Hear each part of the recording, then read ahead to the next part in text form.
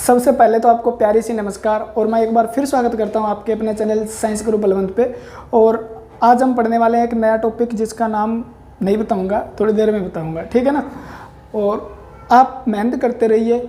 इस सीज़न में आप मेहनत कर रहे हो ना तो आप बहुत अच्छी नौकरी लग जाओगे। नौकरी जो आप कोई भी नौकरी लगोगे ना, आप इस तरीके से मेहनत कर रहे हो तो कोई भी नौकरी लगोगे तो आप नौकरी से संतुष्ट होने वाले नहीं हो। अभी तो कोई भी कहता है मुझे पीएन लगा दो सर, पीएन लगा दो, मैं तो खुश रह लूँगा। लेकिन जिस दिन आप लगोगे ना उस दिन वो नौकरी आपकी काबिलियत के आगे कुछ भी नहीं होगी। यानी आप इतने काबिल हो जाओगे मेहनत करके, आपको दूसरी नौकरी अच्छी लगेगी क्योंकि आप पीएन के ऊपर सेटिस्फाई होने वाले नहीं हो, आप एक अच्छी रैंक के लिए हो, ठीक है ना। तो आप हमेशा सोचोगे मैं इस पोस्ट के लिए नहीं बनाऊं, तो आप दोबारा पेपर दे के भी दोबारा सेट हो जाओगे। तो आप मेहनत करते रहिए। और मेहनत करने का मतलब है आप शोर न करके मेहनत कीजिए। शोर का मतलब है बताइए मत लोगों को भी मैं इतनी ज़्यादा मेहनत कर रहा हूँ, क्योंकि लोगों को अगर आप कहते हो ना मेहनत कर रहा हूँ तो रिजल्ट कहाँ है, आप रिजल्ट बताइए।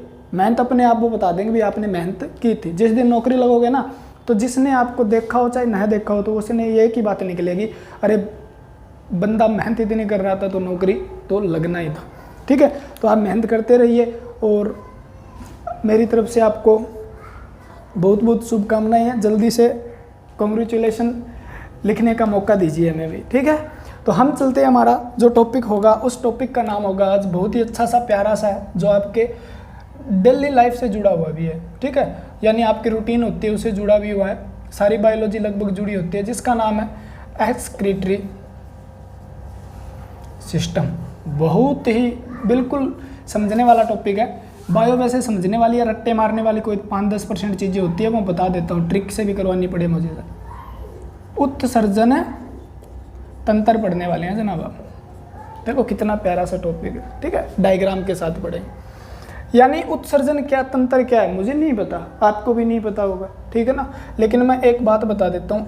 सबसे पहले इसके अंदर एक शब्द आया है एक्सक्रीशन, यानी उत्सर्जन क्या है, ठीक है। उत्सर्जन क्या है, उत्सर्जन तंत्र बाद में पढ़ेंगे।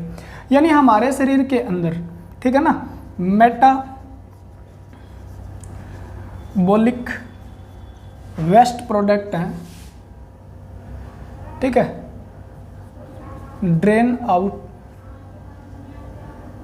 वेस्टेज लिख लो यहाँ पे, प्रोडक्ट का काम कर जाएगा, ड्रेन आउट फ्रॉम बॉडी, ठीक है ना। यानी उपापचयी व्यर्थ पदार्थों को शरीर से बाहर निकालना ही क्या है, शरीर से बाहर निकालना उत्सर्जन कहलाता है, ठीक है ना। यानी जो ये उत्सर्जन है, इस शब्द का मतलब क्या है, हमारे शरीर के अंदर विभिन्न प्रकार के केमिकल रिएक्शन होते हैं और केमिकल रिएक्शन होते हैं उनको एक शब्द दिया जाता है मेटाबॉलिक, ठीक है। कौन से, मेटाबॉलिक प्रोसेस लिख लो आप या मेटाबॉलिज्म कर दो, एक ही बात रहेगी। तो उसके बाद जो उपापचय है, क्या है वो उपापचय क्रिया है, वो उसके बारे में बताऊंगा किस प्रकार से होती है, समझा देंगे। बहुत दिन हो गए इस शब्द को हमारा दिमाग खाते हुए, ठीक है। तो उस शरीर के अंदर जैसे आपने कुछ भी खाया उसका पाचन हो गया, पाचन होने के बाद आपको शुरू में ऊर्जा मिली।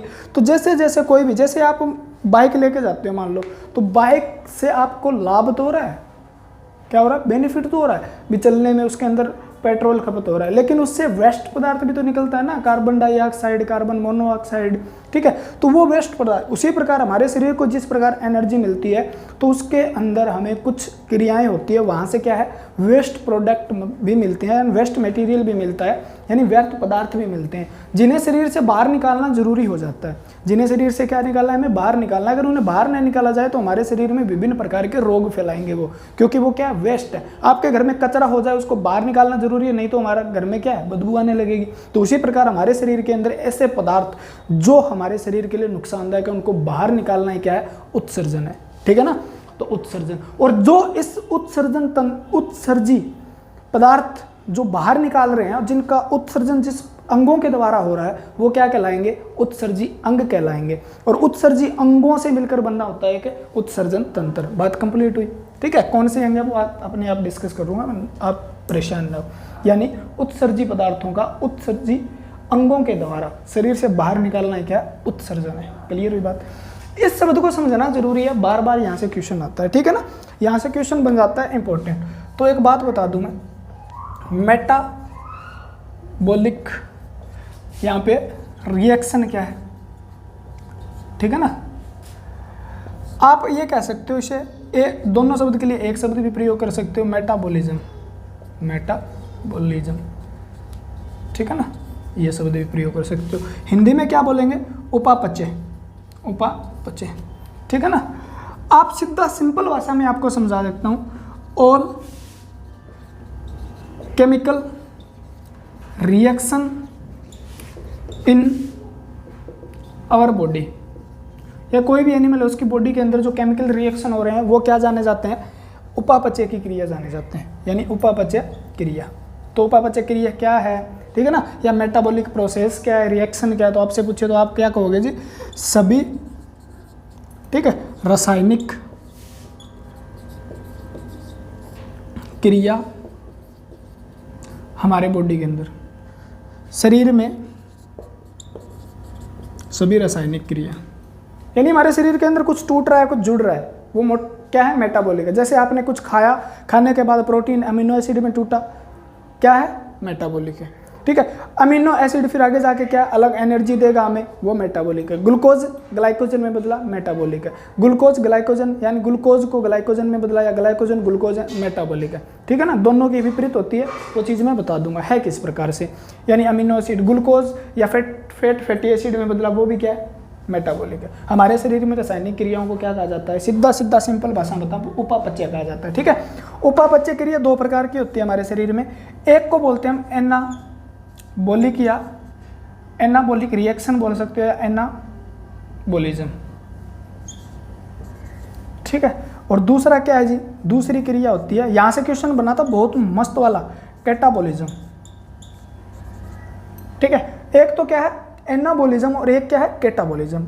आप एनाबॉलिज्म को बोलते हो उपचय, ठीक है, उपचय, और इसको बोलते हो आप अपचय। उपचय क्रिया क्या, अपचय क्या, आपसे पूछ भी लिया जाता है, क्योंकि हर चैप्टर में मैं करवा भी दूंगा। रेस्पिरेशन क्या है, एमबी, ठीक है ना, इतना समझो एक बार, ठीक है। उपचय क्या है, अपचय क्या है, तो सिंपल से सिंपल भाषा में बताता हूं आपको मैं, ठीक है। एनाबॉलिज्म का मतलब होता है बिल्डिंग अप,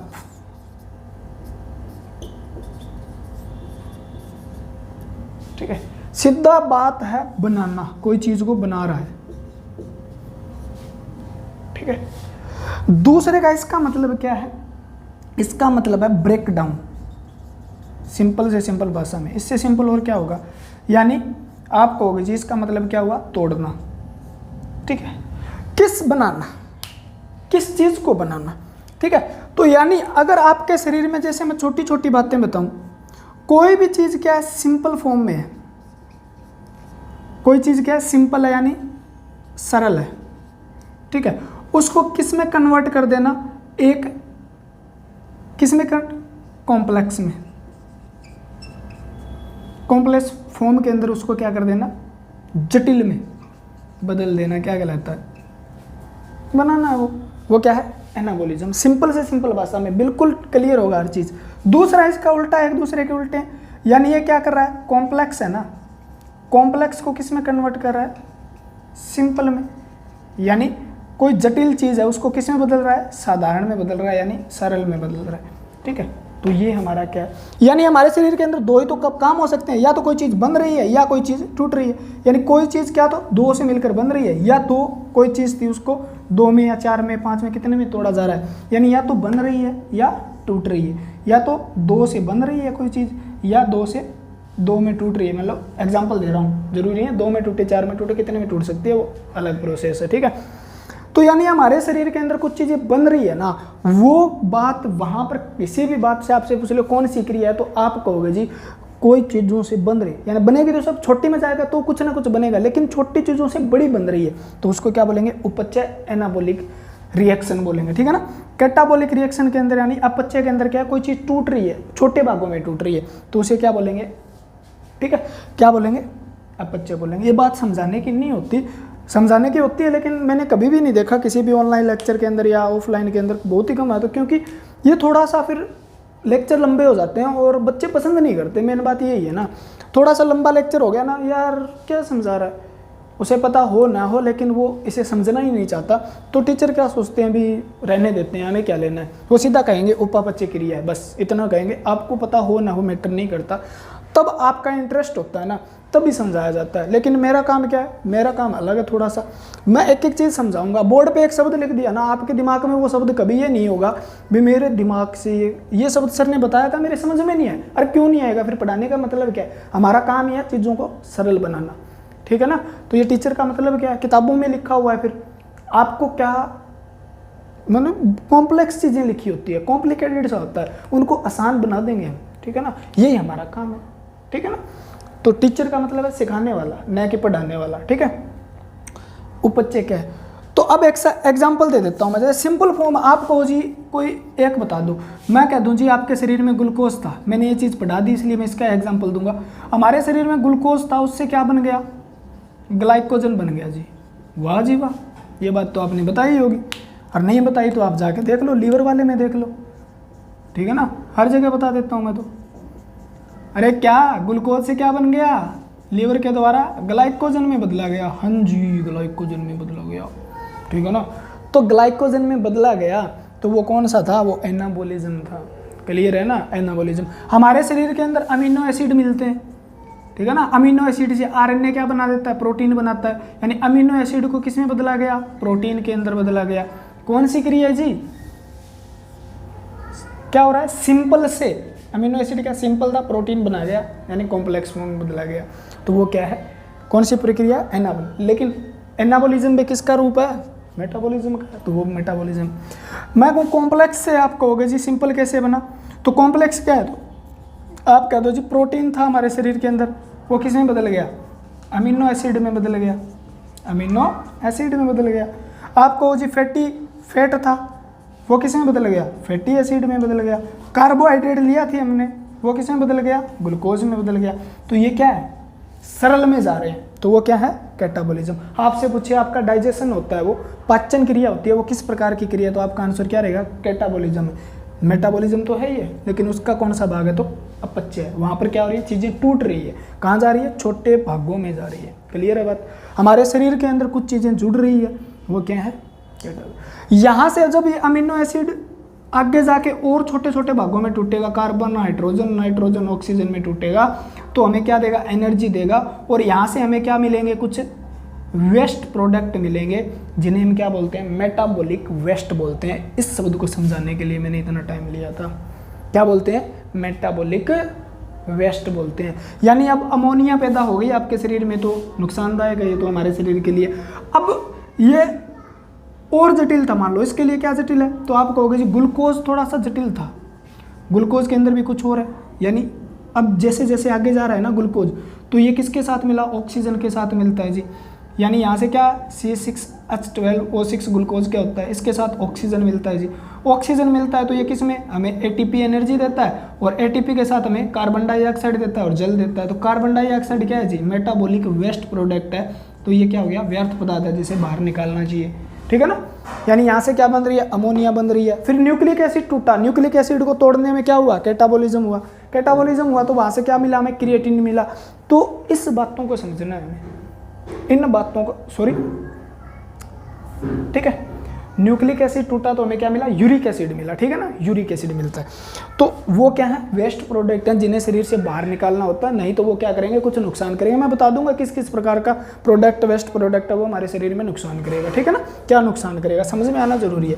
तो ये आपको याद करना होता है। यहाँ से क्वेश्चन बनते हैं, शरीर में कुछ चीज़ें बन रही है, ठीक है, सरल से कुछ चीज़ें जटिल हो रही है, तो वो क्या है जी, आप कहोगे जी अपचय क्रिया। कुछ चीज़ें ब्रेक डाउन हो रहा है तो वो कौन सी क्रिया है जी, कैटाबॉलिज्म, अपचय आपका, ठीक है ना। केमिस्ट्री में भी याद करना है आपको। मेटाबॉलिज्म प्रोसेस क्या है, ठीक है ना। आपसे हम ये भी पूछा जाता है MBR क्या है, मेटाबॉलिज्म बेसल रेट, ठीक है ना, ये क्या है। तो ये चीज़ मैंने वहाँ पे बता दी थी, कहाँ पे बताई थी, याद करो, ठीक है ना, कहाँ पे बताई थी आप बता दो, इसका क्वेश्चन दे देना, ठीक है। मेटाबॉलिज्म बेसल रेट क्या होता है, क्लियर है। तो ये बात अगर आपकी क्लियर हुई तो हम आगे बढ़ते हैं, ठीक है। इस बात को आप नोट करो, अच्छे से दिमाग में डाल लो, क्योंकि बार बार ये शब्द प्रयोग होता है हमारी पूरी बायोलॉजी में। मेटाबॉलिक क्या है, मेटाबॉलिज्म क्या है, ठीक है, मेटाबॉलिक रिएक्शन क्या है, तो आप याद करोगे। कुछ भी नहीं है, 2 ही बातें हैं, ठीक है।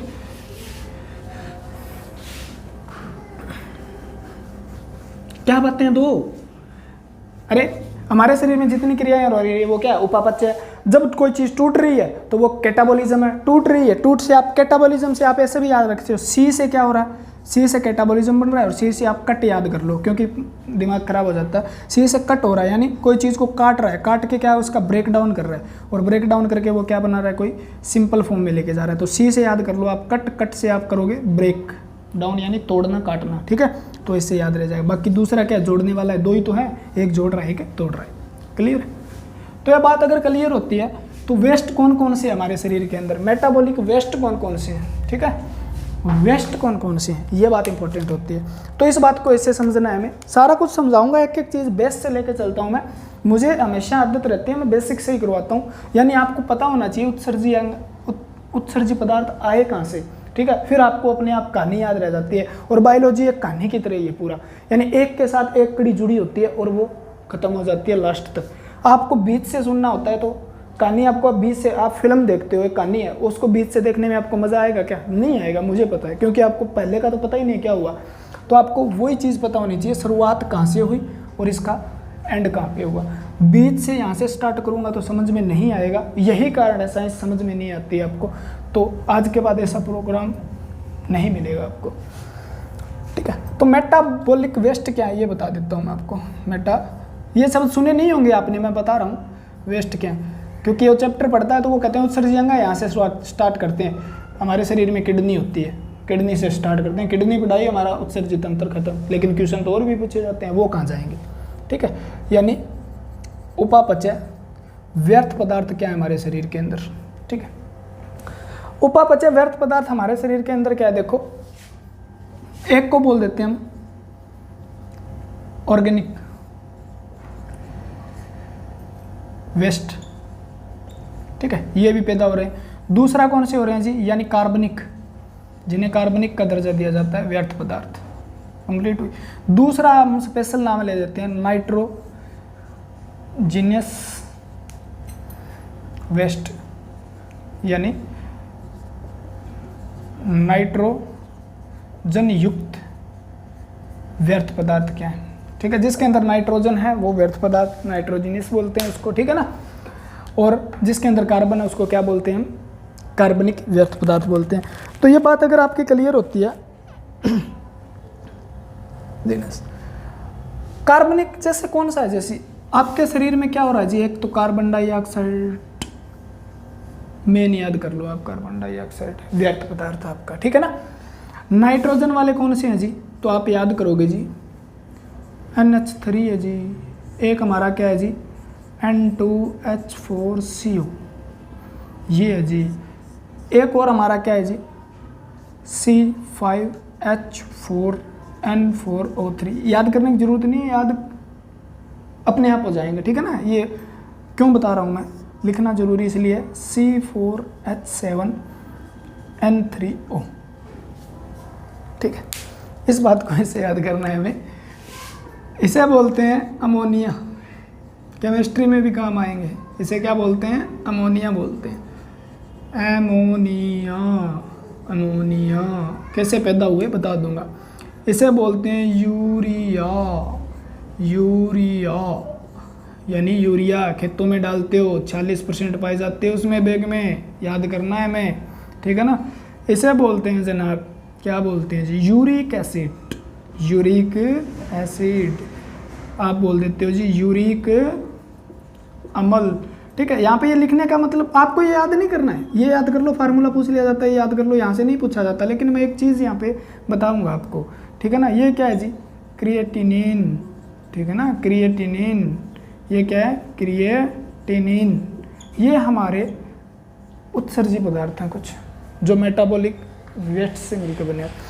आपको जी कार्बन डाइऑक्साइड कैसे पैदा हुआ, आपने सांस लिया, हाँ जी लिया, सांस में आपने ऑक्सीजन ली जी, रक्त के माध्यम से कहाँ गई, गई जी, कहाँ गई, सेल में गई जी। सेल में क्या हुआ, मेटाबॉलिज्म प्रोसेस हुई, क्या हुआ जी, रेस्पिरेशन हुआ, ठीक है ना, जिसे आप इंटरनल रेस्पिरेशन बोलते हो, आंतरिक श्वसन बोलते हो, सेलुलर रेस्पिरेशन बोलते हो, वो हुआ। किस में हुआ जी, माइटोकॉन्ड्रिया में हुआ। माइटोकॉन्ड्रिया में क्या हुआ जी, ये ग्लूकोज के साथ जुड़ा जी, ग्लूकोज के साथ क्या जुड़ा जी, ऑक्सीजन जुड़ा। तो यहाँ से हमें क्या मिला जी, एटीपी मिली जी, उसके साथ हमें क्या मिला जी, कार्बन डाइऑक्साइड मिली जी, उसके साथ हमें कितनी मिली है तो मैं श्वसन तंत्र में बता ही दूंगा, ना टेंशन लो। यानी यहाँ पर क्या मिला हमें, कुछ रिएक्शन हुए, मेटाबॉलिक रिएक्शन हुआ, वहाँ से क्या मिला, लाभ वाली चीज़ हमारे शरीर के लिए फायदा करेगी, एनर्जी देगी, जल भी हमारे शरीर में डिहाइड्रेशन नहीं होने देगा। एक्स्ट्रा क्या मिला, कार्बन डाइऑक्साइड। अब इसको बाहर ना निकाला जाए तो हमारे शरीर में क्या हो जाएगी जी, एसिड यानी अम्लीयता ज़्यादा हो जाएगी, एसिडिटी ज़्यादा हो जाएगी। पीएच वैल्यू को ये क्या करेगा, डिक्रीज करने का काम करेगा कार्बन डाइऑक्साइड। अब इसको बाहर निकालना है तो रक्त के माध्यम से हम हवा में छोड़ देते हैं, ठीक है ना, तो वो कार्बन डाइऑक्साइड, इसको बाहर निकालने में काम कौन कर रहा है, लंग्स कर रहे हैं जी, फेफड़े कर रहे हैं जी। तो फेफड़ा भी एक उत्सर्जित तंत्र अंग की तरह काम करता है, लेकिन उत्सर्जित तंत्र के अंदर इसे काउंट नहीं किया जाता। तो ये क्या कर रहा है, कार्बन डाइऑक्साइड को बाहर निकाल रहा है हमारे शरीर से। तो ये वेस्ट प्रोडक्ट था हमारे लिए। ये क्या है जी, नाइट्रोजन युक्त पदार्थ है हमारे, अमोनिया, यूरिया, यूरिक एसिड में यहाँ से ये यूरियोटेलिक वेलिक सब समझा दूंगा, ठीक है ना। अमोनिया था, यूरिया जी, हाँ जी, यूरिक एसिड जी बाहर निकालना है जी, इसको भी बाहर निकालना है जी। कैसे निकालें भाई, ठीक है ना, कैसे निकालें, बने किससे ये। तो आप एक बात हमेशा याद रखो, जब अमीनो एसिड का ब्रेकडाउन होता है ना, अमीनो एसिड का ब्रेकडाउन होता है, यानी अमीनो अम्ल का ब्रेकडाउन होता है, तो क्या मिलता है हमें, तो ये याद रखना है हमें, अमीनो अम्ल का। यहाँ से क्वेश्चन पूछे जाते हैं, बेस से क्वेश्चन बहुत ज़्यादा बनते हैं। तो आपका अमोनिया क्या बनता है जी, अमोनिया। जब किसका ब्रेकडाउन हुआ, तो आप कहोगे जी जब अमीनो एसिड का क्या होता है, ब्रेकडाउन होता है, अमीनो एसिड टूटता है, ब्रेकडाउन होता है इसका, ठीक है ना। कहाँ होगा जी, वो मैं बता दूंगा, टेंशन मत लो। उसके बाद जब आपके शरीर के अंदर न्यूक्लिक एसिड टूटता है ना, ठीक है, क्या टूटता है, न्यूक्लिक एसिड, इसका जब ब्रेकडाउन होता है, यानी नाभिकीय अम्ल आपके शरीर में पाया जाता है जी। कहाँ पाया जाता है जी, डीएनए किससे बनाया है, आरएनए किससे बनाया है, राइबो न्यूक्लिक एसिड, राइबो क्या है, डीएनए के डीऑक्सी राइबो न्यूक्लिक एसिड, तो वो किससे बने हैं, इससे ही तो बने हैं, ठीक है ना। तो ये टूटता है तब क्या बनता है जी, तो ये टूटता है तो यूरिक एसिड बनता है जी। क्या बनता है, यूरिक अम्ल बनता है। बात क्लियर हुई, ठीक है। वेस्ट प्रोडक्ट की बात कर रहा हूँ मैं, क्या बनता है हमें जानना ही नहीं है, वेस्ट प्रोडक्ट। उसके बाद जब आपका फॉस्फेट टूटता है ना, फॉस्फेट क्या टूटता है, फॉस्फेट टूटता है, ठीक है ना। फॉस्फेट क्रेटिनिन भी बोलते हैं उसको, ठीक है ना, क्रेटिन बोलते हैं। वो टूटता है ना तो क्या बनता है जी, क्रेटिनिन बनता है, क्रेटिनिन बनता है का निर्माण होता है। तो ये तीनों बात क्लियर हुई क्या। यूरिया कहाँ से आया जी, अब तो मेरा काम क्या रह गया, फिर आपको पता हो जाएगा। यानी यूरिक एसिड का निर्माण कब होगा, जब न्यूक्लिक एसिड टूटेगा, इसका ब्रेकडाउन होगा, इसका कैटाबॉलिज्म होगा, ठीक है ना। जब कैटाबॉलिज्म किसका, फॉस्फेट का हो रहा है, हमारे हो रहा कहाँ पे, सारा का सारा काम सेल में ही हो रहा है। ये एक बात याद रखना, सारा का सारा काम कोशिका में ही हो रहा है, ठीक है। इसलिए तो उसे कार्यात्मक इकाई बोला गया है, फंक्शनल यूनिट ऑफ बॉडी। हमारे शरीर की कार्यात्मक इकाई कौन है, सेल, सारे काम सेल करती है। तो ये बने जी, ठीक है। फिर आपको मैंने एक बताया था, जैसे अमीनो एसिड से कैसे, सबके अंदर क्या, एक चीज़ याद रखो, नाइट्रोजन है, नाइट्रोजन है, ठीक है, नाइट्रोजन है, और यहाँ पे भी क्या है, देखो नाइट्रोजन है। तो सब के सब क्या हो गए, नाइट्रोजन युक्त व्यर्थ पदार्थ हैं जो हमारे शरीर के लिए नुकसानदायक है। आपके सेल के अंदर अमीनो एसिड टूटा, अमीनो एसिड टूटा। अमीनो एसिड क्या था, इसका एक चेन होती है NH2, ऊपर आपको हाइड्रोजन की चेन मिलेगी, इधर आपको कार्बोक्सिल चेन मिलेगी, ठीक है ना, और इधर आपको एक एक्स्ट्रा चेन मिलेगी, R बोल देते हैं इसको। यहाँ पे कोई भी अमीनो एसिड की जगह कोई भी जुड़ गया, जैसे मान लो आपका फैट जुड़ गया, फैट की चेन यहाँ पे आके जुड़ गई, तो उसे क्या बोल देंगे हम, लिपोप्रोटीन बोल देते हैं। क्लियर है बात। तो ये मेन है उसका, यानी इससे तो लीवर कुछ ना कुछ करके बना ही लेगा, टेंशन मत लो आप, ठीक है। आपको अगर बात समझ में वहाँ से आई थी, तो NH है ना, उसके साथ एक प्लस का जोड़ेगा, कौन जोड़ देगा? लीवर जोड़ देगा, ठीक है ना। इसको अलग होने के बाद इससे क्या बना सकता है वो? इससे तो वो ग्लूकोज भी बना सकता है। कैसे बना सकता है ग्लूकोज से? क्यों नहीं बना सकता? कार्बन, ऑक्सीजन, हाइड्रोजन 3 भी चाहिए इसके लिए, C6H12 O6 3 बातें चाहिए, वो इसके पास है।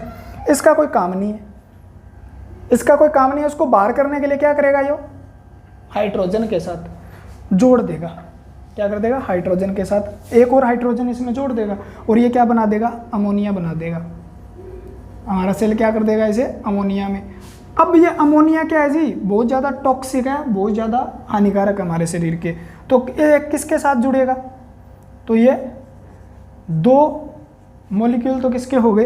अमोनिया के, और 1 मॉलिक्यूल कार्बन डाइऑक्साइड का हो गया। तो ये आगे एक वेस्ट पदार्थ का निर्माण करेंगे जिसे हम बोलेंगे N2H4Cu, यानी यूरिया का निर्माण हो गया जनाब। यानी हमारा लीवर यूरिया का निर्माण कर रहा है, ठीक है ना। यानी आपके शरीर के अंदर अमोनिया साइकिल या यूरिया साइकिल कहाँ चलता है? यूरिया साइकिल लीवर के अंदर चलता है। अमोनिया को लीवर में कौन बदल रहा है? अमोनिया को यूरिया में कौन बदल रहा है? लीवर बदल रहा है। ये बात लीवर में समझा दी थी मैंने, अगर आपको समझ में आई हो तो। ये बातें आपको अगर याद हो जाती है तो ये वाले व्यर्थ पदार्थ है ना, मेन हमारा क्या है? उत्सर्जी पदार्थ है। क्या है ये? उत्सर्जी पदार्थ है। और जिनको शरीर से बाहर निकालने का काम जो अंग करेगा उन्हें क्या बोलेंगे? उत्सर्जी अंग बोलेंगे। और उत्सर्जी अंग से बना आपका उत्सर्जी तंत्र बना। तो इन चीज़ों को बाहर निकालना है। आपसे पूछा भी जाता है पेशाब में क्या पाया जाता है? यूरिया पाया जाता है, अमोनिया पाया जाता है, क्रिएटिनिन पाया जाता है। तो ये बातें हैं, ठीक है। और भी चीज़ें हैं, एक्सेस अमाउंट ऑफ हमारे शरीर में जो हो गई उसे भी बाहर निकालना, वो भी उत्सर्जी तंत्र का काम है। वो आगे पढ़ते जाएंगे हम, टेंशन मत लेना।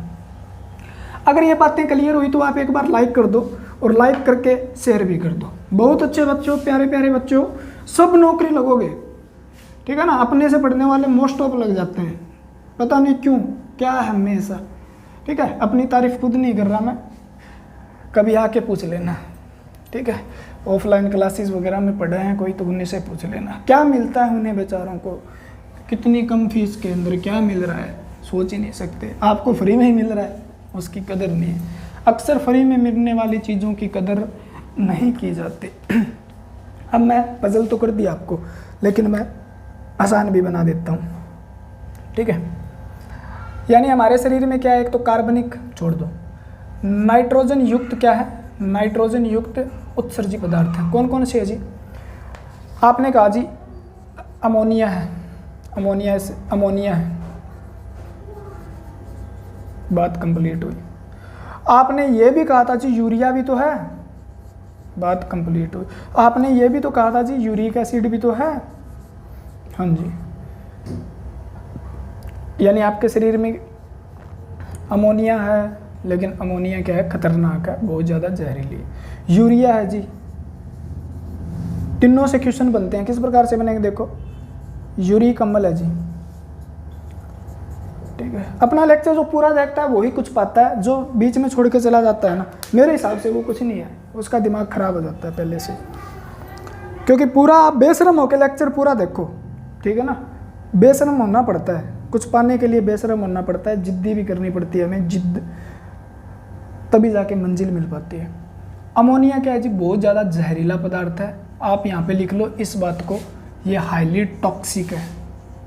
ये क्या? बहुत ज़्यादा जहरीला है। हाईली टॉक्सिक यानी बहुत जहरीला पदार्थ है जी, जहरीला, फिल्म आते हैं ना जहरीला, ठीक है। तो ये जहरीला है, हमारे शरीर में बना अमीनो एसिड से था, हाईली टॉक्सिक है। इसको निकालने के लिए क्या चाहिए? लॉट ऑफ वाटर चाहिए,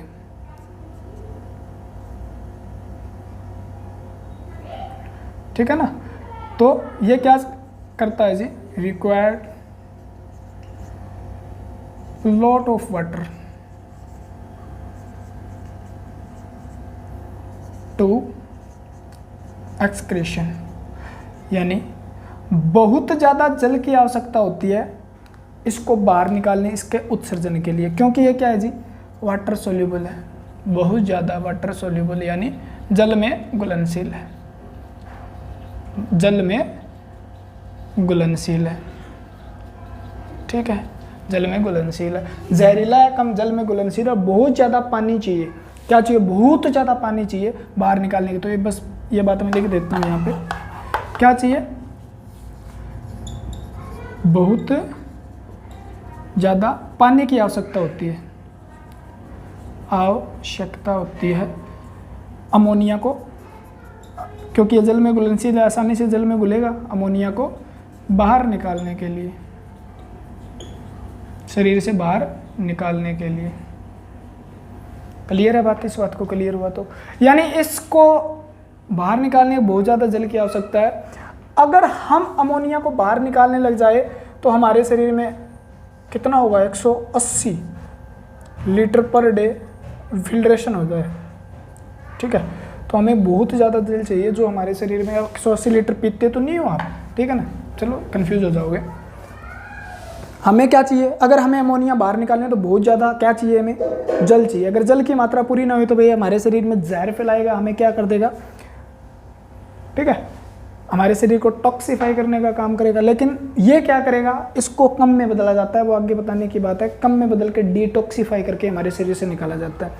यानी जिसके अंदर अमोनिया निकल रही है ना, जिसका सबसे ज़्यादा अमोनिया क्या है? अमोनिया जो क्या कर रहा है? यूरिन के द्वारा सबसे ज़्यादा बाहर पदार्थ निकाल रहा है, इसका एक्सक्रीशन कर रहा है यानी उत्सर्जन कर रहा है। तो वो जीव क्या कहलाते हैं? यह बात पूछी जाती है। तो इसमें क्या है यार?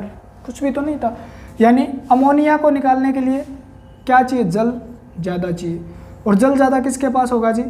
जो जल में रहेंगे उनके पास ज़्यादा होगा। यानी कौन से जीव होंगे? वो जलीय जीव होंगे जी। तो जलीय जीव के अंदर क्या होगा जी? जलीय जीव के अंदर अमोनिया का उत्सर्जन होगा। और जिसके अंदर अमोनिया का उत्सर्जन होता है उस जानवर यानी उस एनिमल को कहा जाता है अमोनियोटेलिक। क्या कहा जाता है? अमोनियोटेलिक। तो आपने पढ़ा होगा उत्सर्जन 3 प्रकार का होता है, अमोनियोटेलिक कहा जाता है इसे। यानी अमोनियोटेलिक, अमोनियोटेलिक में किसका ज़्यादा उत्सर्जन हो रहा है? अमोनिया का हो रहा है, ठीक है ना? और अमोनिया का जिसमें हो रहा है उसे अमोनियोटेलिक। और जिसके अंदर अमोनिया का हो रहा है वो उसे क्या चाहिए? जल बहुत ज़्यादा चाहिए। जल ज़्यादा किस में होगा? तो आप कहोगे जी अमोनियोटेलिक कौन कौन हो सकते हैं? तो ये बात मैं बता ही रहा हूँ। अमोनिया को शरीर से बाहर निकालने की प्रोसेस को क्या कहा जाता है? अमोनियोटेलिज्म। अरे क्या लिख दिया यार? टेलिज्म, ठीक है ना? यानी अमोनियोटेलिज्म। अमोनियोटेलिज्म क्या है? प्रोसेस है, ठीक है ना? ड्रेन आउट करने के लिए, हमारे शरीर से बाहर निकालने की अमोनिया को। हमारे शरीर से क्या है? जिन जंतुओं में ये पाया जाता है। कौन सा उत्सर्जन तंत्र? अमोनियोटेलिक, ठीक है? आप ऐसे भी लिख सकते हो एक्सक्रीटरी सिस्टम यानी उत्सर्जन तंत्र, ठीक है? अमोनियोटेलिक उत्सर्जन। आपसे यहाँ से क्वेश्चन क्या पूछा जाता है जी?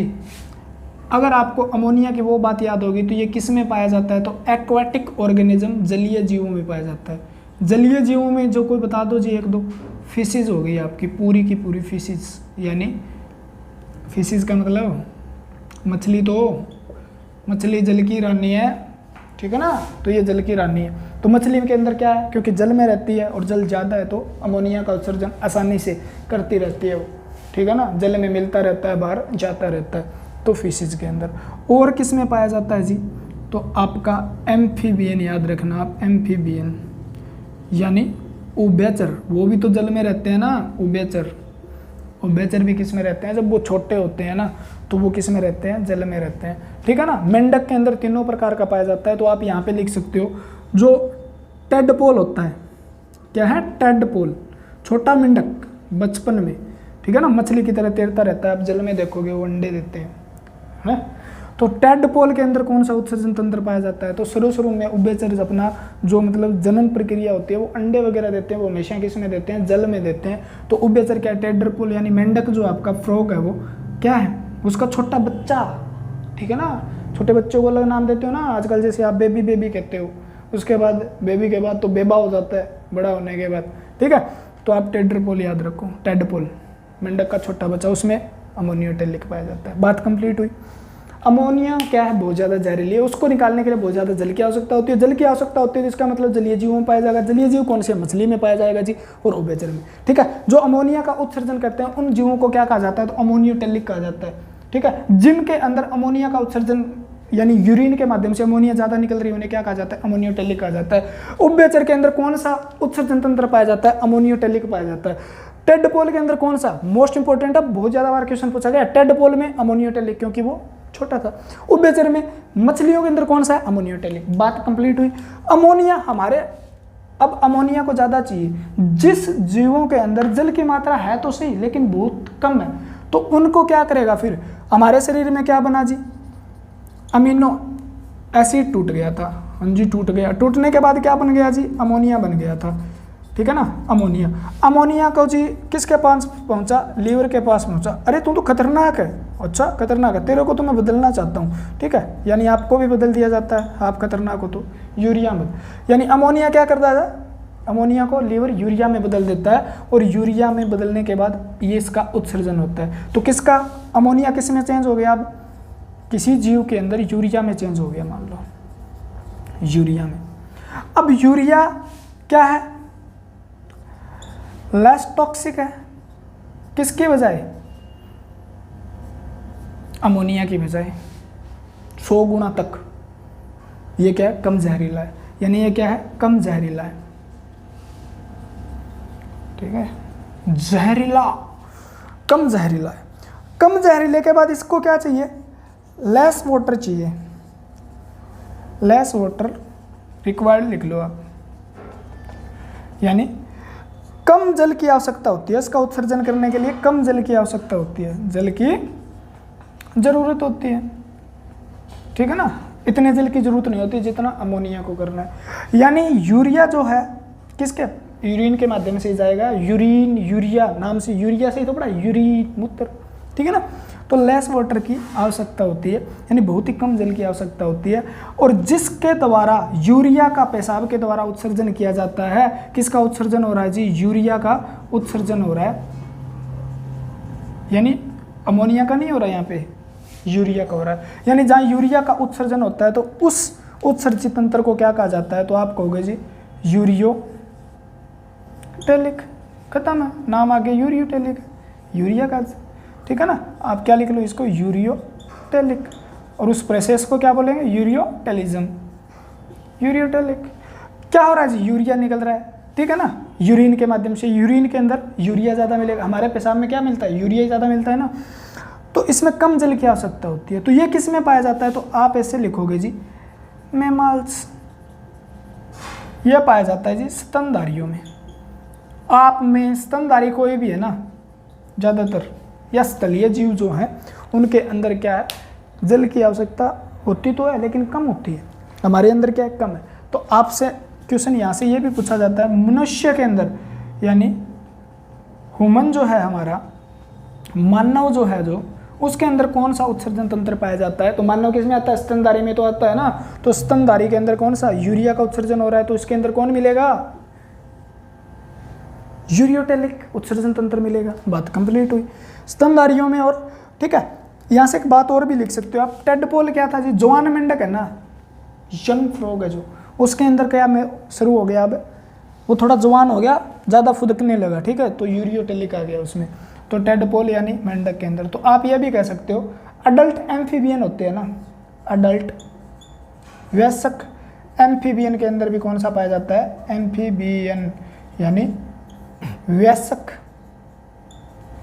उभयचर जो होते हैं ना, उभयचर, उसके अंदर भी कौन सा पाया जाता है जी, तो आपका आंसर क्या रहने वाला है, स्तनधारियों में यूरियोटेलिक, और जवान वयस्क उभयचर है उनके अंदर भी यूरियोटेलिक, क्योंकि वो स्थल पे ज़्यादा रहना शुरू कर देते हैं, जवान होते हैं ना, उन्हें फुदकना होता है थोड़ा थोड़ा, ठीक है।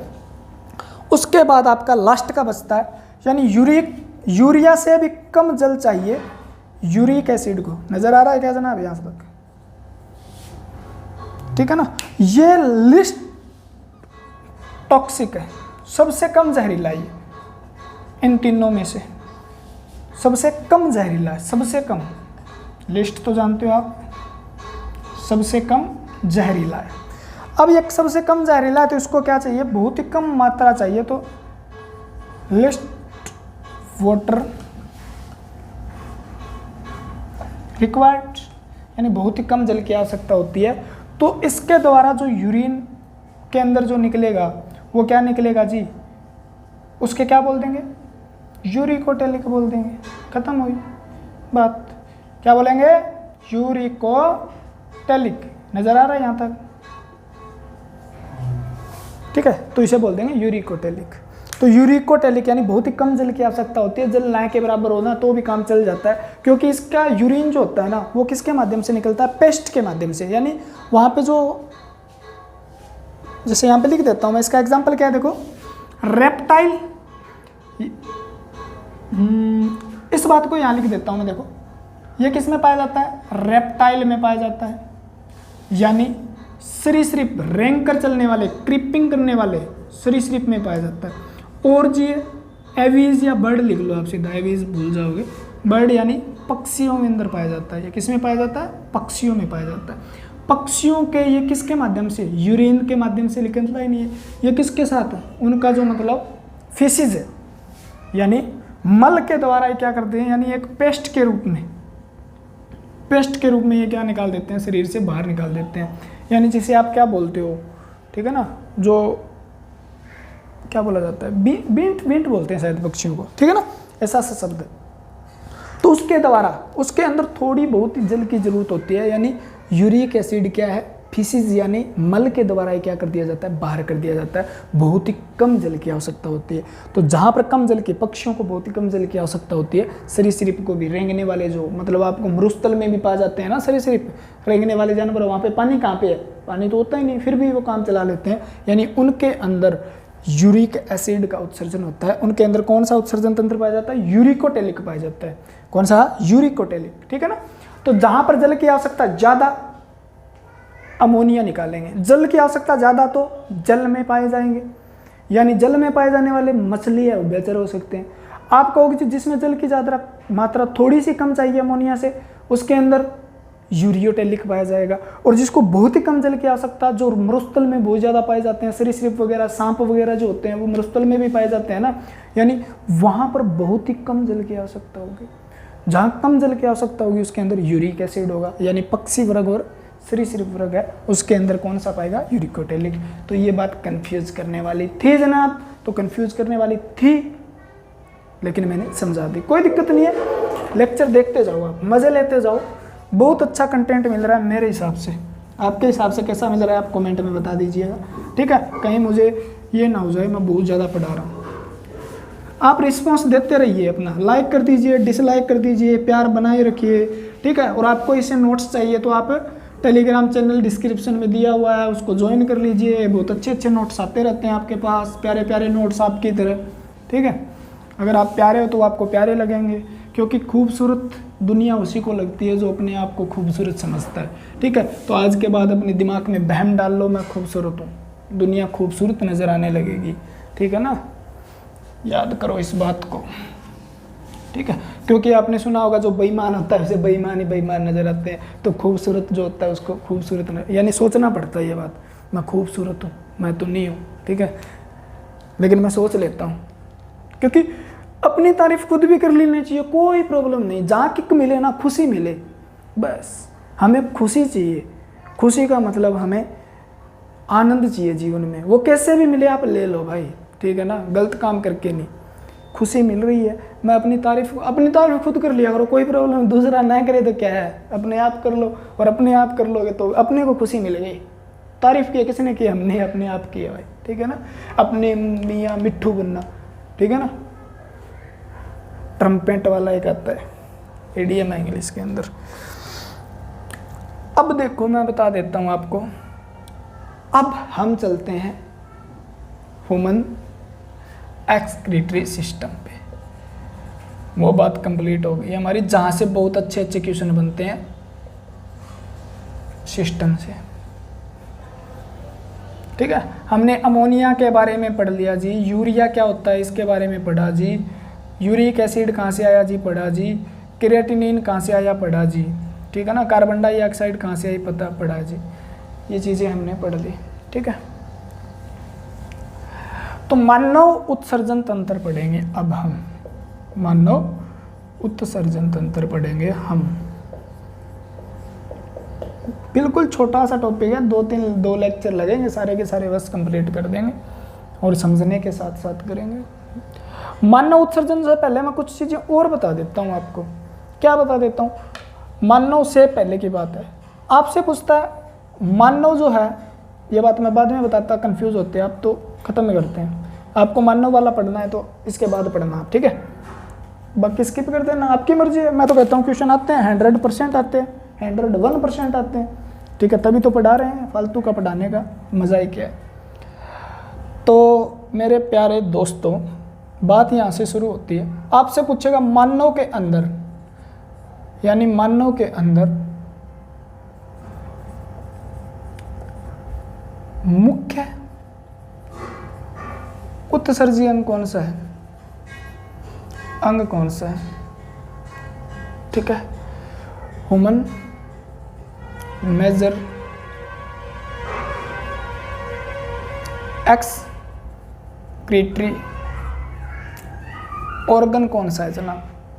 मानव में तो आप बता ही दोगे या नहीं बता पाओगे। मानव के बाद वही आपसे पूछ लेता है, ठीक है। मानव के बाद आपसे पूछेगा मोलस्का के अंदर कौन सा होता है जी, बता दो आप। मोलस्का के अंदर कौन सा होता है जी। फिर आपसे वो पूछ लेगा एनेलिडा के अंदर कौन सा होता है जी। एनेलिडा का उत्सर्जी अंग कौन सा है जी। अगर मैं पता हो तो आप बता देना, ये क्वेश्चन आए या नहीं आए तो आप बता दो, मुझे पता चल जाएगा। आपसे पूछेगा जी अम्बीबा में कौन सा है जी, अम्बीबा का उत्सर्जी मुख्य अंग कौन सा है जी, आप बता दो।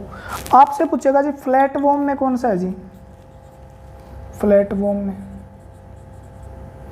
यानी फित्ताकृमि का उत्सर्जी अंग कौन सा है, मुख्य अंग कौन सा है। आप कमेंट करके जल्दी से जल्दी बताते जाओ।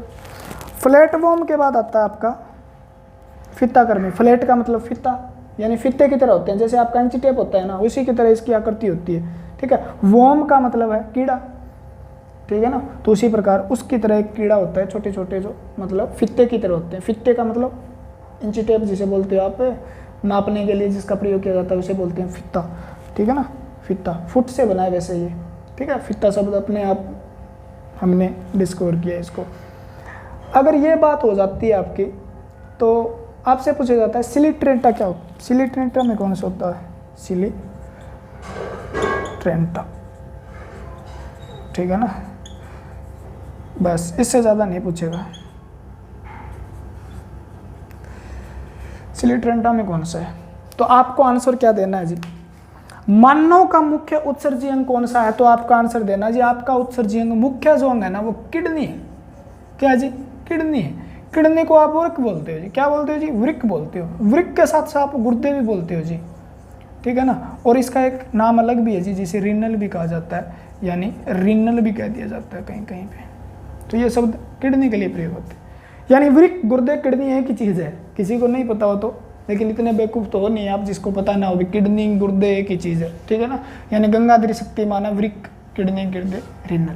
तो मानव का उत्सर्जी अंग कौन सा है, यानी आपसे पूछ लिया स्तनधारियों का भी कौन सा है ना, स्तनधारी की मेमाल्स, उसमें ही मानव आता है। तो उनका सभी का क्या है, किडनी है। बहुत अच्छा अंग है हमारे शरीर का किडनी। क्या है किडनी, ठीक है ना। बहुत पैसे मिलते हैं यहाँ से, ठीक है। मोलस्का का कौन सा है, मोलस्का का है जी केबर, केबर सेल, यानी कोशिका के द्वारा ही कर देते हैं, जिसको नाम क्या बोल देते हैं जी, केबर कोशिका। केबर कोशिका किसका उत्सर्जी अंग है, मोलस्का, ठीक है ना। मोलस्का, यानी मोल के अंदर हम जाना चाहें, मोल में जाना चाहें तो मोल में जाओगे तो ऐसे तो नहीं है अपना, मतलब आपके पास बाइक नहीं है, मान लो अपना मोल में जाने का मूड बना लिया आपने, तो मोल के अंदर जाने के लिए हमें क्या चाहिएगी, तो आपने हमेशा याद किया होगा क्या चाहिए आपको, अरे बता दो, केबर, केबर, आपको चाहिए केब, केब ओला हो गई, ठीक है, जैसे ओला, ओला सुना है आपने, ओला केब है, तो आपको मॉल में जाने के लिए केब चाहिए, तो आप ऐसे भी याद रखिए मॉल में जाने के लिए आपको क्या चाहिए, केब चाहिए, ठीक है। तो केब क्या है, केबर सेल जो है वो किसके हैं, उत्सर्जी है मोलर का, ठीक है। एनालिडा जो है उसका क्या है, तो एनालिडा के अंदर क्या है, तो आपको आंसर देना है जी नेफ्रेडिया, नेफ्रेडिया, नेफ्रेडिया, इसके अंदर उत्सर्जी अंग कौन सा है, नेफ्रेडिया है, ठीक है ना। एनालिडा, एनालिडा के अंदर कौन सा है, नेफ्रेडिया है, ठीक है, इस बात को याद करना है हमें, ठीक है, ऐसे याद ना रहे तो। अम्बिबा के अंदर कौन सा है जी, तो अम्बिबा के अंदर है आपका स्किन, अम्बिबा के अंदर आपकी क्या है, वो त्वचा के द्वारा एक निकाल देता है, अम्बिबा किसके द्वारा निकाल देता है, त्वचा के द्वारा ही उत्सर्जी पदार्थों को बाहर निकाल सकता है। उसके बाद फ्लैट वोम है, उसके अंदर कौन कौन से हैं जी, तो फ्लैट वोम यानी फ्लैट से आप याद रखोगे फ्लेम, क्या याद रखोगे, फ्लेम, फ्लेम सेल, फ्लेम का मतलब होता है ज्वाला यानी आग, तो हिंदी में आपको ऐसे भी मिल सकता है, ज्वाला कोशिका होती है इसमें। फ्लैट ऐप से याद है, फ्लैट और Fallot, Fallot flame, flat flame, flat flame, flame का मतलब आग होता है और आग ज्वाला होती है, ज्वाला उठ रही जो होती है ना उसे बोलते हैं फ्लेम, ठीक है। सिलिट्रेटा के अंदर क्या है जी, ये दोनों दो चीज़ों का प्रयोग करता है, सिलिट्रेटा स्किन के द्वारा भी कर देता है, ठीक है, या वो क्या कर देता है, माउथ के द्वारा भी कर देता है, यानी त्वचा व मुख है इसका, त्वचा के द्वारा या मुख के द्वारा, यानी मुख के द्वारा ही क्या कर रहा है, उत्सर्जन कर रहा है। देखो इसका जबरदस्ती काम है, लोग तो खाते हैं मुख से, ये उत्सर्जन कर रहा है, क्लियर बात, तो उत्सर्जन, ठीक है। सिलिट्रेटा के अंदर वो था। यहाँ से एक अच्छा सा क्वेश्चन आता है, देखो नेफ्रेडिया, एनालिडा के अंदर आता है आपका एक अर्थवॉर्म आता है, यहाँ से मोस्ट इंपॉर्टेंट क्वेश्चन है, ये लिख लो, मैं इसलिए लिखा रहा हूँ।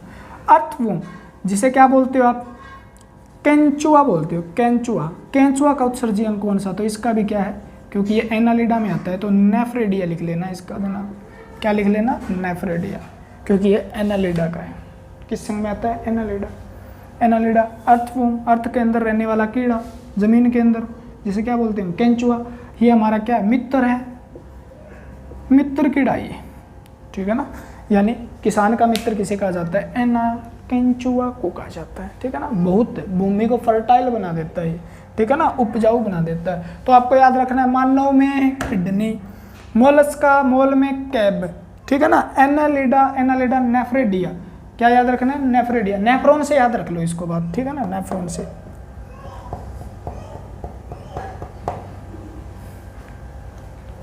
आप ऐसे भी लिख सकते हो एनालिडा, ठीक है, एने किसी को बोलते हैं, जैसे एने, एने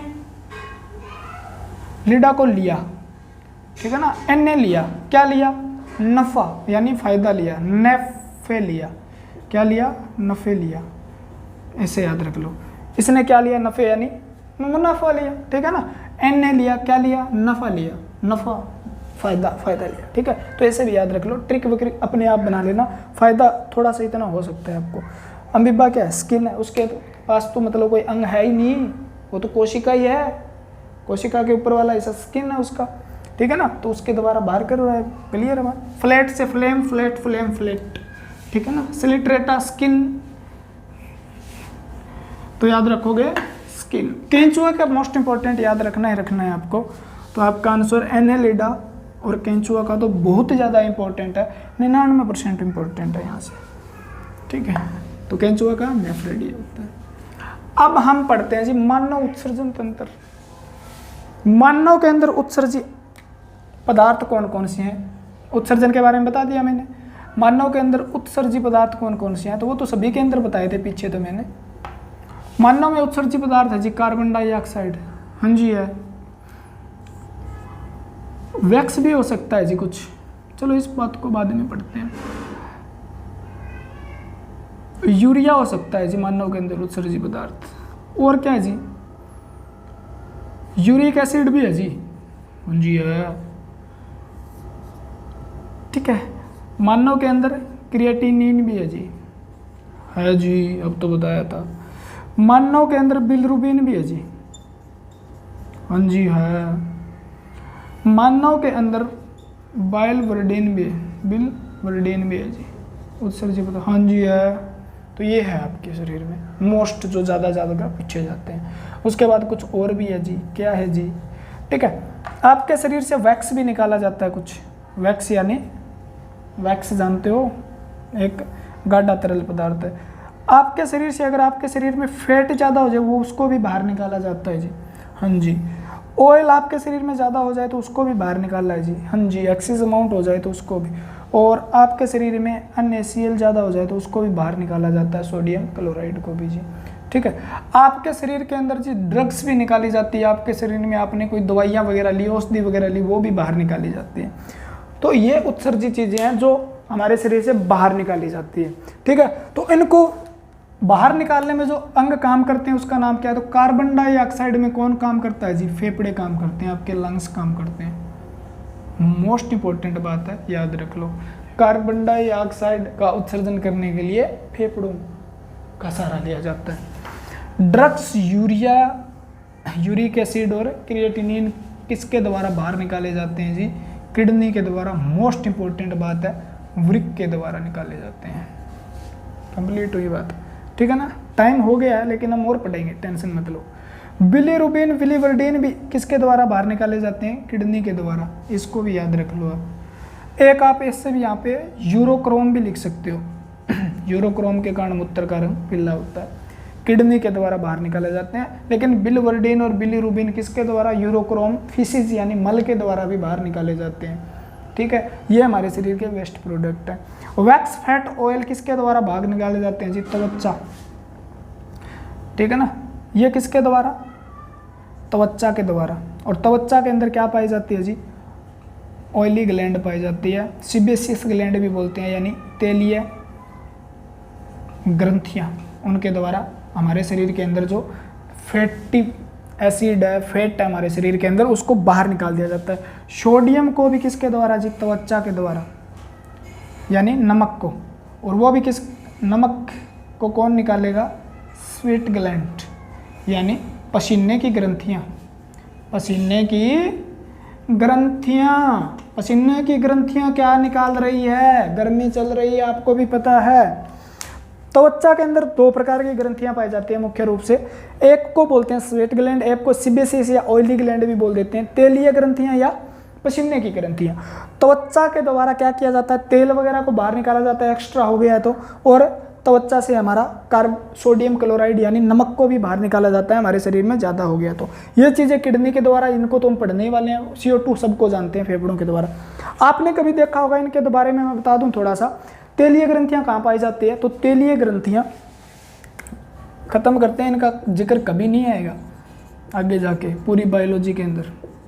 तेलीय ग्रंथियां कहाँ पाई जाती है, त्वचा में पाई जाती है जी। कहाँ पाई जाती है, स्किन में पाई जाती है, ठीक है। काम क्या करती है जी, तेलीय पदार्थों को बाहर निकालना। ऑयली जो प्रोडक्ट है, तेलीय पदार्थों यानी, या आप कह सकते हो जो वसा को बाहर निकालना, हमारे शरीर में एक्स्ट्रा है, कंप्लीट है। सबसे ज़्यादा कहाँ पाई जाती है जी, आपके चेहरे पे, सबसे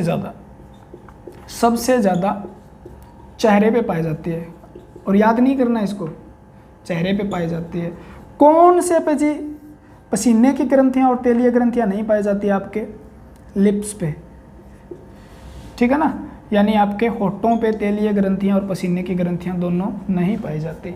आपके होठों पे कभी पसीना आया है क्या, आपके होठ अपने आप चिकने हुए हैं क्या कभी, आपका मुंह चिकना हो जाएगा, होठ नहीं होते। तो आपको याद रखना है, ये ग्रंथियां मेन काम करती है। जब आपको हो जाता है मोटापा और आपको डॉक्टर कहता है भाग लिया करो, ठीक है ना, वर्कआउट कर लिया करो, दौड़ लगा लिया करो माश्य, तो आप कहते हो जी दौड़ तो लगाते हैं, तब हमें क्या आता है, पसीना आता है जी। और पसीना आता है तो पसीने को आप हाथ लगा के देखो ना, उसको वो चीखना नहीं है क्या, तो चीखना है ना। तो इसका मतलब क्या है, यानी जितना पसीना बहाओगे उतना वजन कम हो जाएगा, ये बोला जाता है। यानी जब आप भागते हो, आपका भागते हो ना, आपका टेम्परेचर इंक्रीज होता है, इंक्रीज होने से आपके फैटी एसिड वगैरह टूटने शुरू हो जाते हैं। फैटी एसिड टूट के क्या हो जाते हैं, तेलीय ग्रंथियों द्वारा फैट को बाहर कर दिया जाता है। और आपके मुंह पे आप ऐसे करके देख लो, अभी भी आपको पसीना आया तो तेल सा आ गया, तो चेहरे पे सबसे ज़्यादा चिकनी होती है तो वो तेलीय ग्रंथियाँ हैं, ठीक है ना, तेल को बाहर निकाल रही है। तो ये बात याद करने की थी क्या? नहीं थी, आपको पता ही है, लेकिन आपको बताना ज़रूरी था, नहीं तो आपको पता नहीं था। पसीने की ग्रंथियाँ कहाँ पाई जाती है? तो पसीने की ग्रंथियाँ त्वचा में पाई जाती है जी। काम क्या करती है जी? एक तो ज़्यादा पानी हो जाए हमारे शरीर में, उसको बाहर करती है, ठीक है। दूसरा, ये टेम्परेचर को मेंटेन करने का काम करती है, क्योंकि शरीर से बाहर पानी जाएगा तो क्या होगा? इवेपोराइजेशन होगा, यानी वाष्पीकरण होगा, जिसके कारण हमारे शरीर का टेम्परेचर मेंटेन रहेगा। हमारे शरीर में टेम्परेचर ज़्यादा हो गया तो क्या करेगा? शरीर हीट करेगा, अंदर से गर्मी होगी तो पसीना बाहर आएगा, पसीना जैसे जैसे बाहर आएगा तो हीट क्या होगी? ट्रांसफर हो जाएगी शरीर से बाहर। तो पसीने आने के बाद आपको ठंड महसूस होती है हवा लगने पे, तो वो कारण क्या है? टेम्परेचर आपका मेंटेन किया जा रहा है शरीर के द्वारा। ऐसे ही पसीना नहीं आता, पसीना आना फायदेमंद है, नहीं आ रहा तो नुकसानदायक है। टेम्परेचर को मेंटेन करती है। दूसरा, जल को भी मेंटेन करती है, यानी ज़्यादा जल हो जाए उसको बाहर निकालती है। और तीसरा, सोडियम क्लोराइड को बाहर निकालती है, यानी excess amount of sodium chloride through out from body, ठीक है, यानी हमारे शरीर से बाहर निकालती है। तो आपने पसीना देखा होगा, जब भी पसीना सूख जाता है तो हमें एक सफ़ेद सफ़ेद कपड़ों वगैरह पे परत सी नज़र आती है, हमें मतलब लाइनिंग सी नज़र आती है, तो वो किसकी है? वो नमक की है, ठीक है ना। पसीना नमकीन होता है, हमें साइंस के हिसाब से पता है, मैंने चेक नहीं किया, तो सोडियम क्लोराइड के कारण होता है, ठीक है ना, आप चेक कर लेना कभी। तो वो सोडियम क्लोराइड है, तो आपको पता चलेगा नमकीन है, नमकीन है तो इसका मतलब उसमें क्या है? सोडियम क्लोराइड है। तो ये बातें याद करने की होती नहीं है, लेकिन आपको याद करना होता है, समझाने की बात हो तब, ठीक है ना। कोई समझाने वाला मास्टर मिले ना तब बात बने कोई, ठीक है, इससे तो बात कैसे बन पाएगी, ठीक है। लेक्चर आपको पसंद आ रहा है, लाइक कर दीजिए, कमेंट कर दीजिए, क्योंकि मेरा पढ़ाने का तरीका यही है।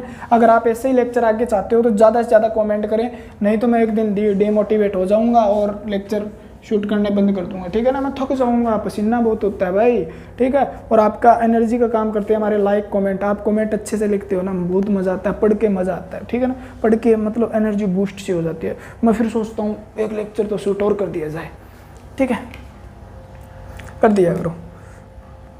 उसके बाद अब मानव उत्सर्जी अंग कौन कौन से हैं, ये याद रख लो आप। एक्सक्रीटरी ऑर्गन कौन कौन से हैं मानव के अंदर? तो आपका मेजर एक्सक्रीटरी ऑर्गन है, वो है किडनी। क्या है? किडनी। यानी किडनी आप जिसे क्या बोलते हो? वृक्क बोलते हो, या जिसे आप गुर्दे बोलते हो।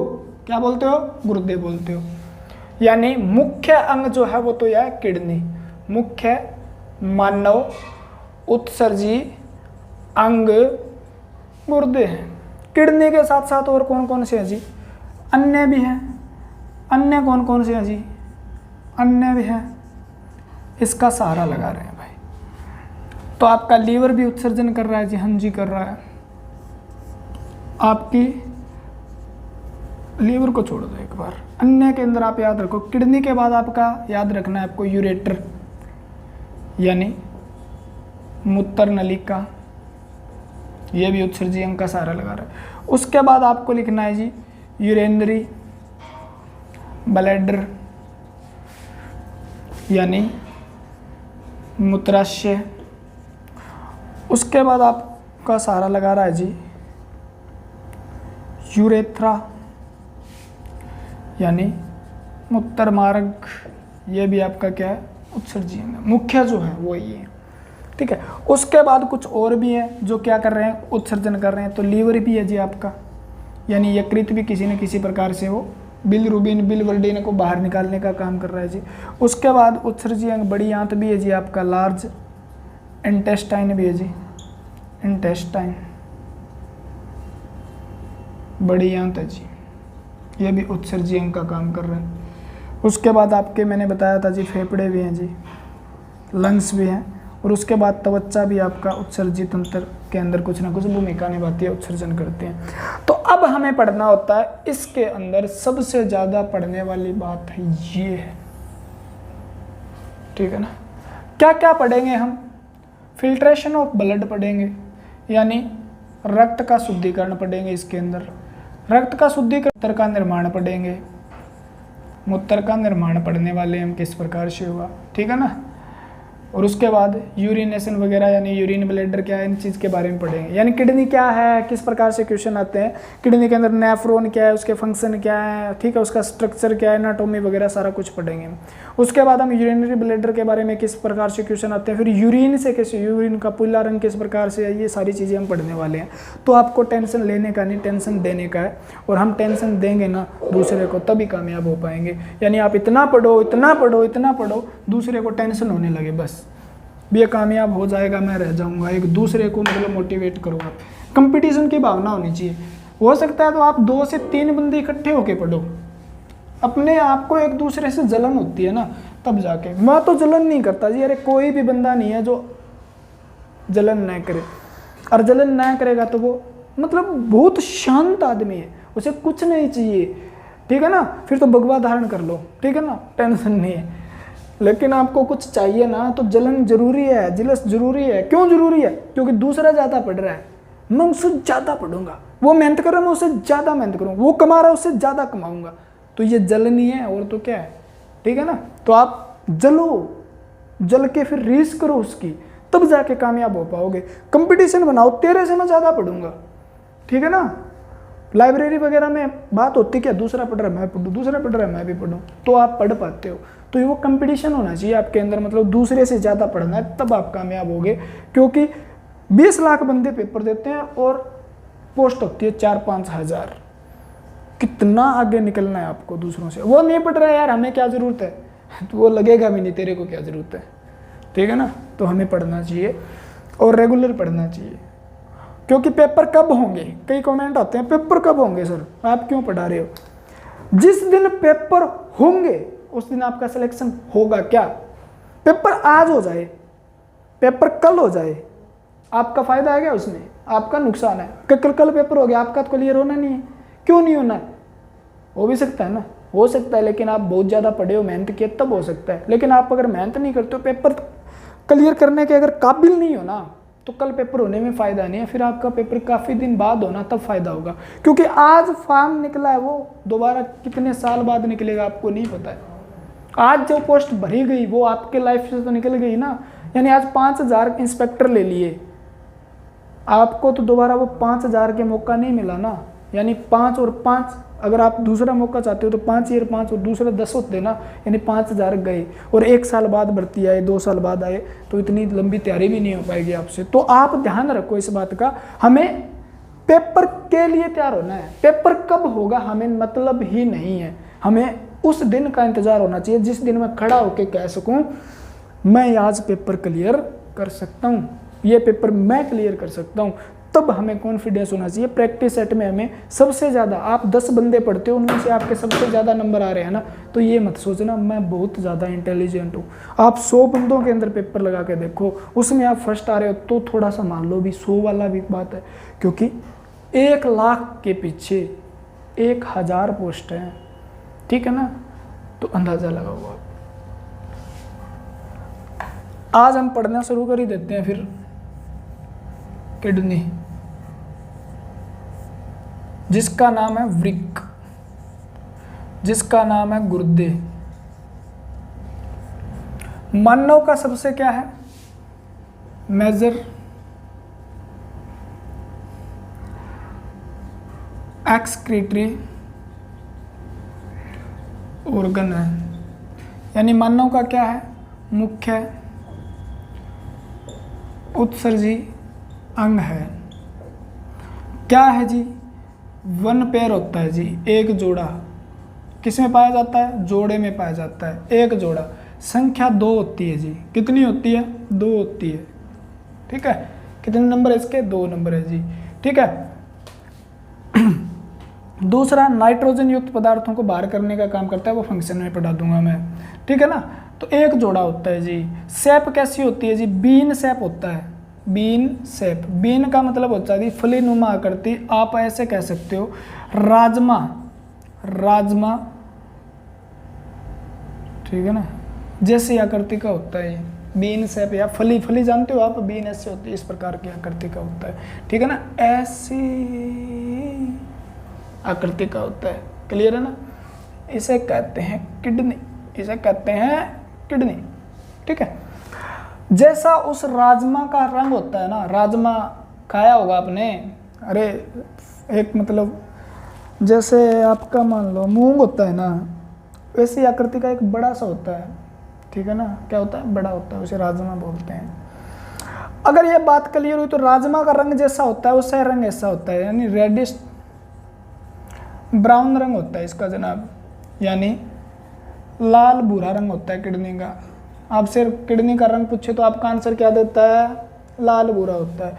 आकार आपसे पूछे जी, इसका साइज, यानी ये तो क्या इसकी शेप है, इसकी आकृति कैसी है, इसका कलर रंग कैसा है, तो आपसे लाल भूरा। इसका साइज पूछे यानी आकार कितना होता है, तो आकार आपसे पूछ देना है 10 गुणा 5 गुणा 3 सेंटीमीटर, यानी आपकी किडनी है मान लो।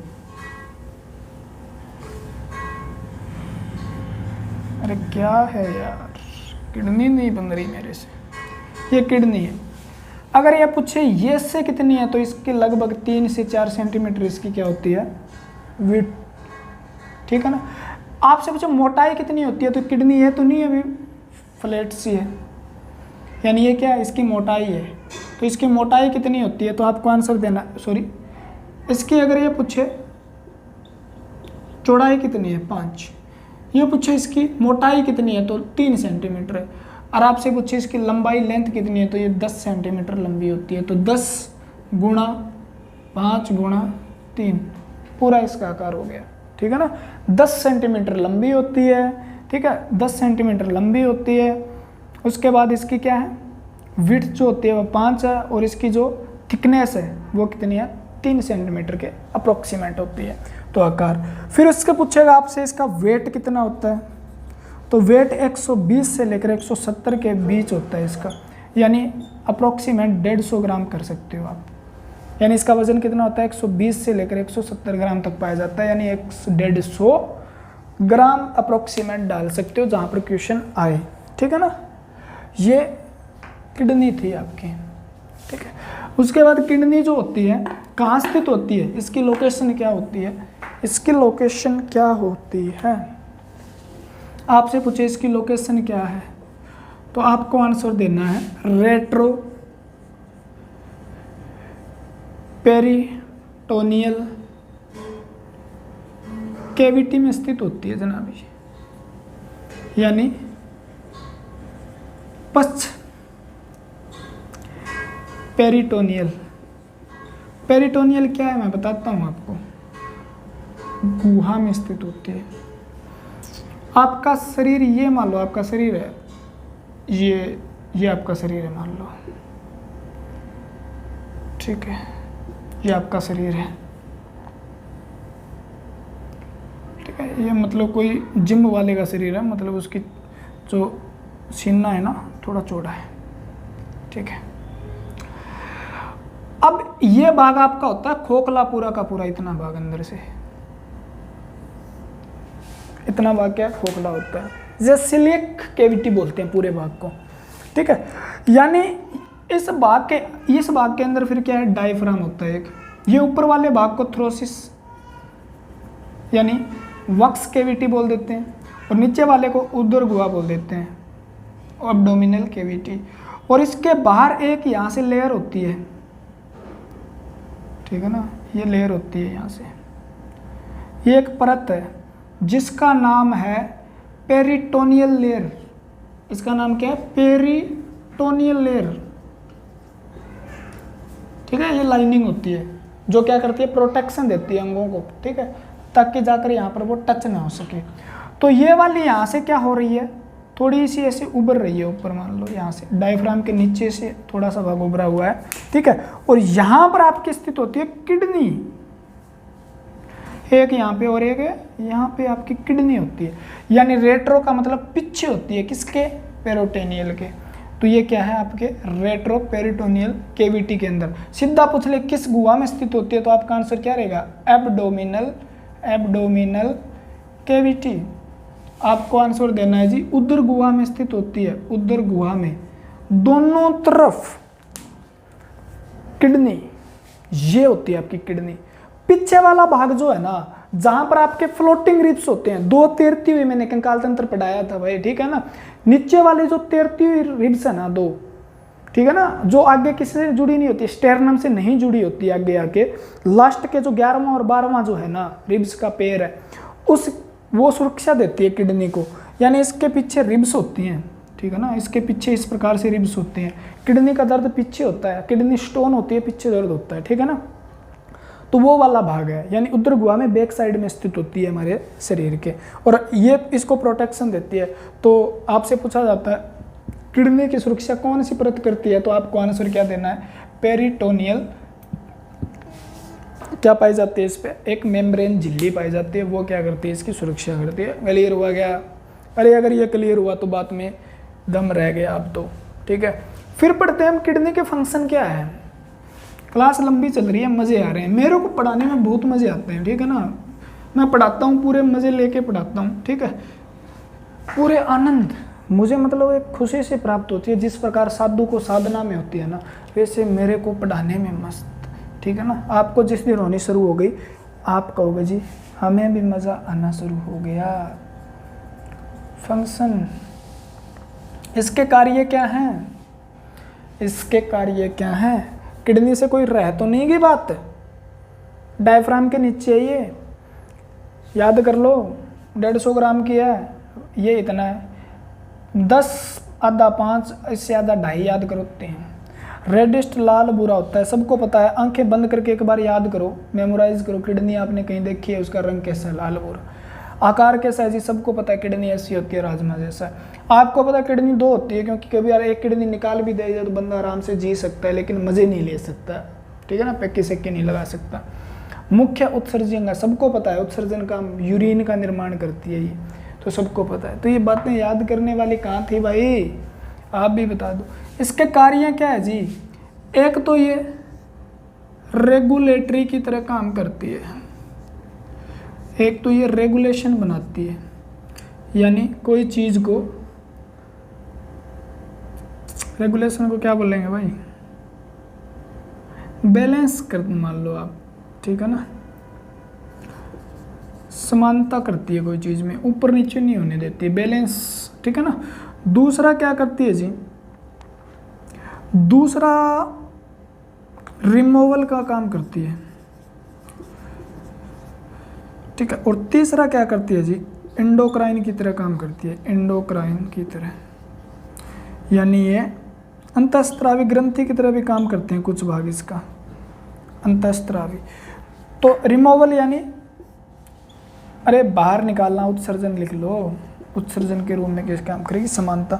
तो आपके शरीर के अंदर रेगुलेशन किसका करेगी जी, हाँ आपके शरीर में वाटर बैलेंस करेगी या वाटर कॉन्सेंट्रेशन करेगी, ठीक है, वाटर बैलेंस लिख लो आप, ठीक है ना, यानी जल का स्तर बनाए रखेगी एक तो, नहीं तो क्योंकि जल का स्तर न बनाइए तो आपके सेल किडनी में 180 लीटर तक जाता है ब्लड, 180 लीटर यूरिन का निर्माण हो जाएगा और आप 180 लीटर पेशाब जाओगे दिन में, सुसु, ठीक है ना। कितना जाओगे, 180 लीटर, तो 180 लीटर तो नहीं जाना चाहिए, क्योंकि हमें क्या हो जाएगा, 100 लीटर पानी नहीं पीते, तो 180 लीटर तो नहीं पी पाते हम। तो वाटर बैलेंस करने का काम करती है, हमारे शरीर में जल की मात्रा बनाए रखती है।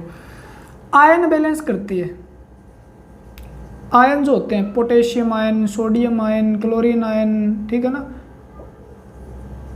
उसके बाद फॉस्फोरस, कैल्शियम, इन आयन को क्या बनाए रखती है, यानी रक्त से बाहर नहीं जाने देती, आयन का स्तर बनाए रखती है हमारे रक्त में, रेगुलेशन करती है उसका, वाटर रेगुलेशन करती है, आयन रेगुलेशन करती है, बैलेंस लिख लो, एक ही बात है, ठीक है। उसके बाद पीएच वैल्यू रेगुलेट करती है, ये पीएच वैल्यू को भी क्या करती है, रेगुलेट करती है या बैलेंस करती है, आप इस बात को ऐसे भी लिख सकते हो। यानी आपका रक्त का पीएच मान है जो, वो किस पर निर्भर करता है, तो किडनी पे भी करता है। मोस्ट इंपॉर्टेंट क्वेश्चन है पीएच वाला,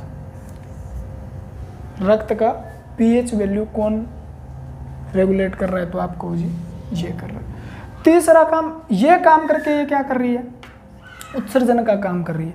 किसका उत्सर्जन करती है जी, तो आप कहोगे जी यूरिया का करती है, ठीक है। यूरिया के बाद ये क्या करती है जी, यूरिक एसिड का करती है। किसका करती है जी, क्रिएटिन का करती है। और किसका करती है जी, बिलिरुबिन का भी करती है, बिलीवर्डिन का भी करती है। इनका उत्सर्जन यानी रिमूव करने का काम कर रही है, शरीर से क्या कर रही है, ये ड्रेन आउट यानी बाहर करने का काम कर रही है। अंतःस्रावी के रूप में मोस्ट इंपॉर्टेंट क्वेश्चन है, इरिथ्रोपोइटिन नाम का एक हार्मोन स्रावण करती है। किस हार्मोन का स्रावण करती है? इरिथ्रोपोइटिन।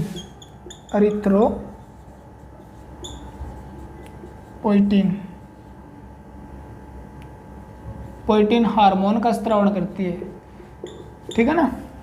यानी इरिथ्रोपोइटिन हार्मोन है ना, ऐसे समझ लो, इरिथ्रोपोइटिन हार्मोन है। इसका स्रावण करके ये कहाँ भेजती है? रेड बोन मेरो में भेजती है। कहाँ भेजती है? रेड बोन मेरो को ये स्टिमुलेट करता है। रेड बोन मेरो को स्टिमुलेट करता है। ये स्टिमुलेट का मतलब लाल अस्थि मज्जा जो है ना, उसको उत्प्रेरित करता है।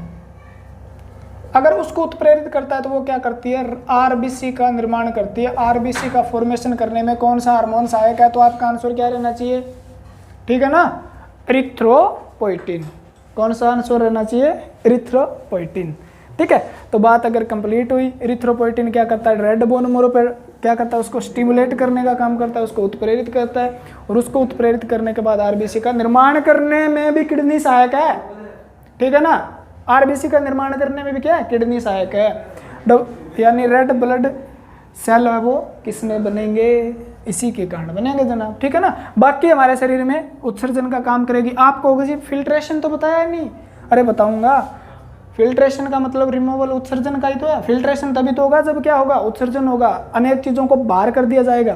तो किडनी का काम क्या है? फिल्ट्रेशन करना है, यानी ब्लड फिल्ट्रेशन करता है। ये रक्त का शुद्धिकरण, रक्त का शुद्धिकरण करने का काम करता है। कितना करता है जी?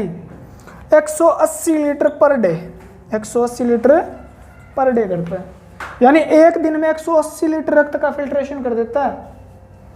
कितना करता है? 180 लीटर। आप में 180 लीटर तो है ही नहीं, तो करेगा कहाँ से? अरे 5-6 लीटर है, एक मिनट में 5-6 लीटर आपके दिल से निकल जाता है। तो दिन में आप अंदाजा लगा के देखो कितना, एक मिनट में 5, एक घंटे में 300 यानी 3 क्विंटल, 24 घंटे में 7200 यानी 72 क्विंटल निकल जाता है। क्या 72 क्विंटल निकलता है? ये तो 180 लीटर है, 7200 लीटर रक्त पंप कर देता है एक दिन में आपका हृदय। उसमें से 180 लीटर किडनी द्वारा फिल्ट्रेट होता है। ठीक है, तो ये बात अगर क्लियर हुई तो इसे क्या बोलते हैं जी? GFR, ग्रेमुलस फिल्ट्रेशन रेट बोलते हैं, जो कितना है? 125 मिलीलीटर पर मिनट है। आपसे ये क्वेश्चन भी पूछ लिया जाता है। ये बात मैं कल भी बता दूंगा, लेक्चर बहुत ज़्यादा लंबा हो गया इसलिए मैं आज इतना ही पढ़ा पाऊंगा।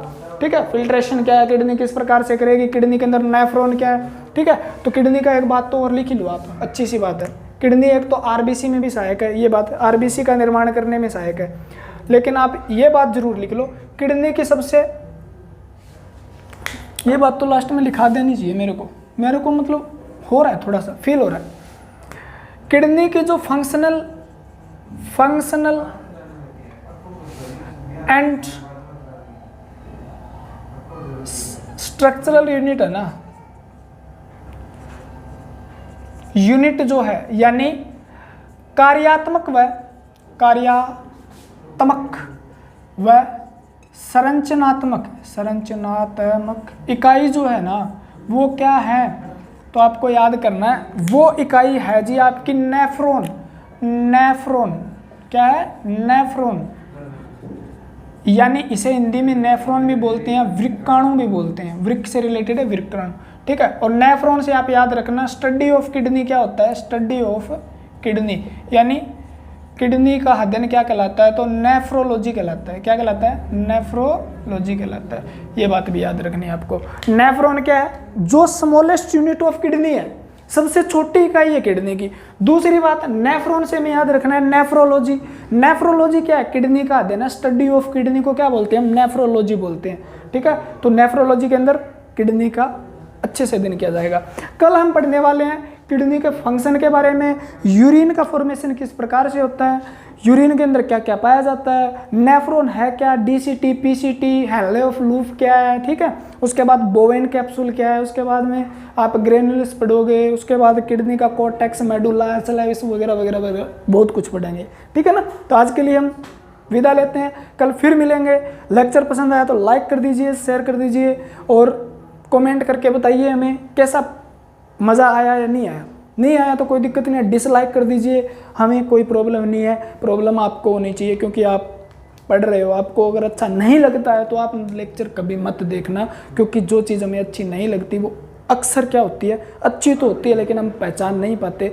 लेकिन आपको नहीं लगे तो फिर आप दिमाग ख़राब करने की ज़रूरत नहीं है, आप अनसब्सक्राइब भी कर सकते हैं। लेकिन आप लाइक नहीं करते देखने के बाद तो मुझे दुख होता है, ठीक है।